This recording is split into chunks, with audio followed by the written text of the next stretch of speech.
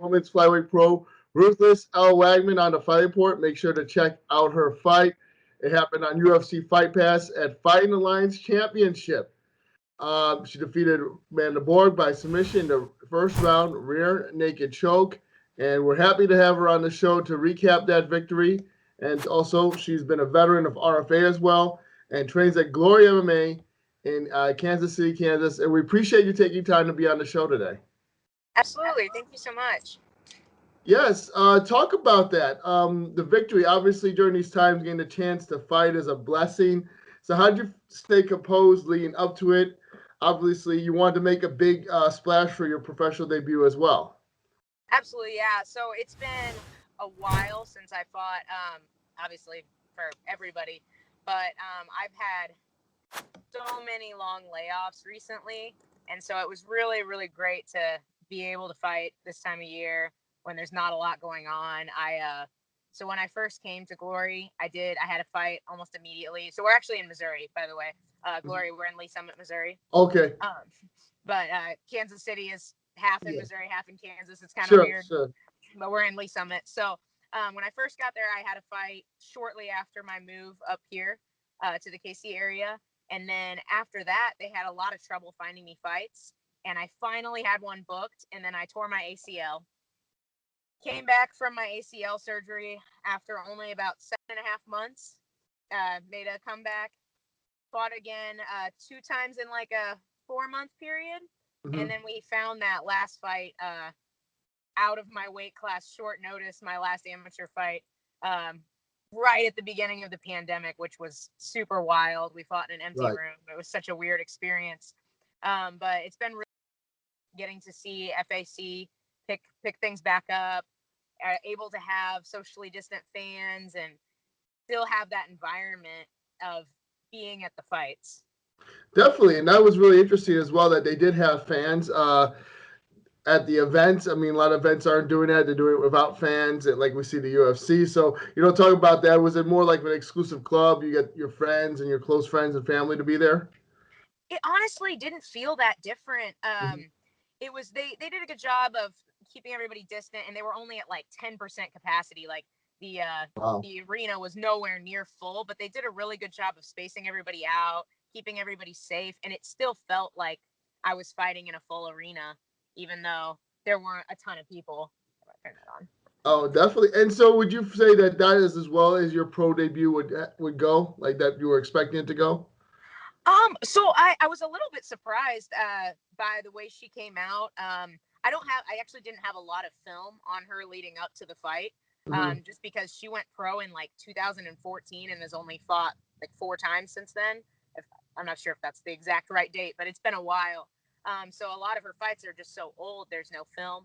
But in her last fight, she came out, she pressured pretty hard and engaged with her opponent, and I was kind of expecting her to pressure, come forward, and I was hoping to show off more of my striking. I mean, I feel like people recognize me as a grappler, even though I do have a pretty clean head kick KO under my belt. But I really was excited to use knees and elbows, which I didn't really have the opportunity to do. She was obviously worried about the takedown, had really good lateral movement, was staying really far away from me, wasn't really engaging, wasn't really landing anything. So it was kind of on me to just push her to the cage and initiate that grappling exchange. Definitely. And, your recent losses were the tough fighters. You're the one that you had targeted in March was Shelby Corin, who went to Victor FC. Hannah Scoggins, who's been, on the regional scene and WXW. And so do you feel there would be a difference now if you had these rematches? Do you feel like you've grown since that time? Oh, absolutely. Also, I was also fighting out of my weight class for most of my losses as well. Shelby's huge. Kendall Hollowell is another, believe she's looking at Invicta soon as well. They're both way bigger than me. Like, I have no business fighting at 115. I cut almost no weight to make 115. And these girls were coming in 15, 20 pounds heavier than me on fight night. So those are fights that don't really benefit me to go back after. The decision loss to Hannah was pretty controversial in a lot of people's opinions. I felt like I won that fight. Not a lot happened besides my takedowns in rounds 2 and 3, and she definitely won the first round. So I'd be interested in fighting her again. Absolutely. I still think that's a great fight for me. That was by far my worst performance as an amateur, and I still felt like I won that fight. And talk about training at Glory MMA. Like, who prepared you for this fight, and why were they important to your success? Yeah, Glory is just on fire right now. I mean, it's so cool to be in that room. We have 12 active UFC fighters right now. We just had like 3 or 4 guys just get signed. We've got guys from all that are choosing to do their camps with us because James is just that good of a coach. My boyfriend as well, Grant Dawson, he's one of our other head coaches. Like, just the level of fight IQ that both of them have is unreal. Like, the fact that my head coach, obviously James, wasn't at FAC because he took a short notice fight in Abu Dhabi. The fact that he can be gone on the other side of the world and we can still sweep all wins on a card like FAC, it speaks volumes to how impressive our team was. I had Grant, and then I had Jeff Molina in my corner, and Grant is, if not as good, almost as good of a coach as James. They both they understand the game and they understand how to win. And like James always, like, he'll say, he's like, I don't care if you don't believe in yourself, because you should believe in me because I'm winning. And he is we can't miss right now. We've just been throwing out wins, all of our guys. And Jeff is fantastic as well. He just got signed to the UFC. Yes. He's got his debut coming up in November, I believe. And he's a savage. His striking style has really benefited me a lot. I kind of a bulldog, pit bull, initiate the clench physical style, and being able to adopt his long reach and the way he does his hand movement and his knees, his kicks, has really, really helped me out. He spent a lot of time working with me on that as well. And obviously I have the benefit of being around Grant 24/7, which has made my grappling just exponentially better. Nice. Well, it seems like, everything is obviously stepping up for you. Talk about when we can see you, expect you back in the cage, and how excited are you just to show off this? Because, like, you're going to build upon this. Obviously, it's your pro debut, and everybody saw your submission side. How excited are you to show off the striking side, which you're talking about? Oh, I'm thrilled. Like, our gym is really, really good at a lot of things that other people just aren't right now. And that's wall work, the clench, like organizing our games. And I'm so excited to be able to use that clench work, those elbows and those knees. I've been training those even as an amateur, I've been training elbows and knees to the head for the last 3 years. And like, I'm so ready to be able to put those to good use and just devastate people on the feet.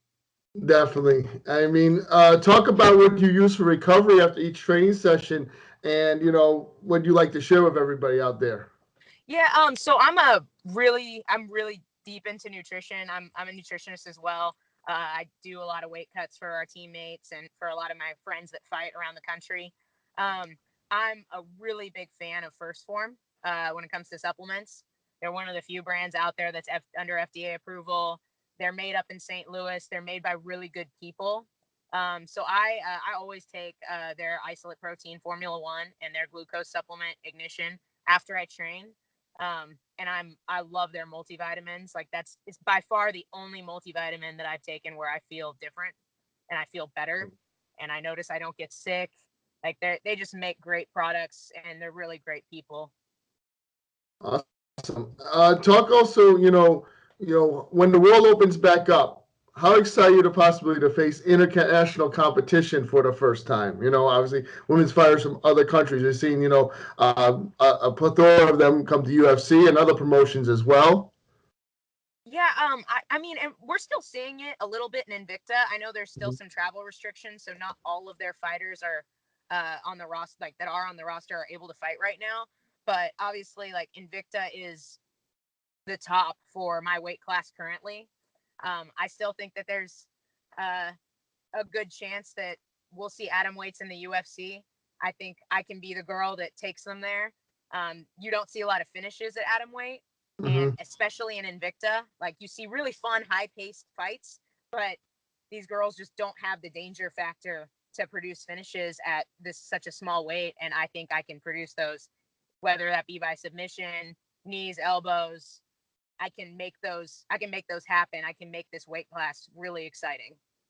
Yeah, we're excited to see you in that international competition. I mean, when you look out at obviously UFC's building up, their rosters. You talked about atomweights, and anyone out there would interest you, like that you've seen so far in Invicta or elsewhere. I'm at the very beginning of my career. I'm here to fight whoever James and Grant decide I should fight. I have a great manager, Joe Wooster, as well.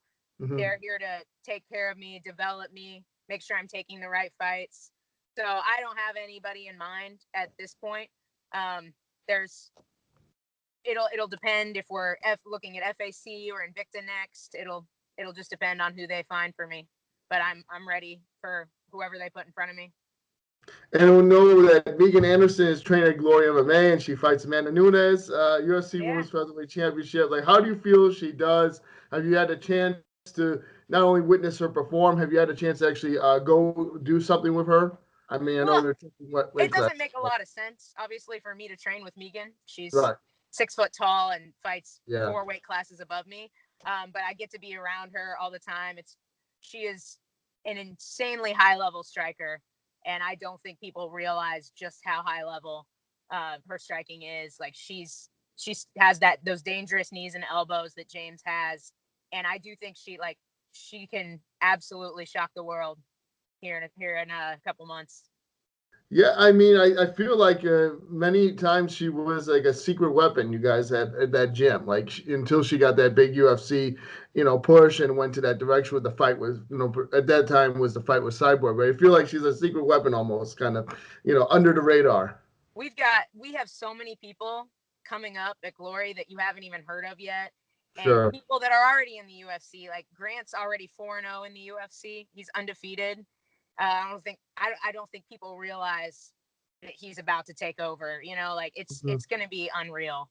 The fighters you're going to see out of Glory over the next 4 or 5 years. Like, it's just going to be insane. And then for Grant in particular, talk about having him in your corner, his knowledge and experience. And then when you see him fight, are you more nervous to see him fight, or are you more nervous to fight yourself? Oh, absolutely. Watching him and he absolutely hates cornering me. He gets so nervous. Okay. Like, he of course never wants to see me lose, and so he corners me because he knows that I want him there, and I'm by far more comfortable with him in my corner than anybody else. So he knows me better. He knows what I need to hear and when and how I need to hear it. So it's just and he and James corner together beautifully. Like, it just I don't have words for it. Like, I remember when I fought Caitlin Radka back in December, and I just felt like I was a character in a video game, and just everything that they told me to do, I could hear it, I could see it, it just flowed. They corner so well together, and it's so cool to be able to share that lifestyle with him too. Like, we understand each other, we share the same schedule. We understand when one of us has to cut weight. We understand that we need to be at the gym. We are at the gym pretty much all day together, and we have such a great dynamic. Definitely. Well, I appreciate you taking time to be on the Fight Report today. It was great hearing you, your success so far in women's MMA, which is growing, every day. More women's fighters are actually, being produced. So appreciate you being on the show. If there's anyone you'd like to thank, go ahead, and appreciate it. Yeah, I definitely just want to thank, obviously, my coaches, James Krause. Want to thank Grant for being amazing, and Jeff. I also have some really awesome sponsors. Berserk Athletics made me like just the dopest fight kit for my pro debut. It's all Cobra tied up. It was so cool. Supplement Superstores and First Form, like, really, they completely hooked me up during this camp. Made sure I had everything I could possibly need.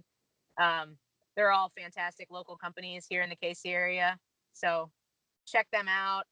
Follow me on Instagram. It's at the Ruthless Elle Wagman. Check it out. Let me know if you have questions. about nutrition, I'm happy to help. About fighting, I'm happy to answer those as well. Thank you guys so much.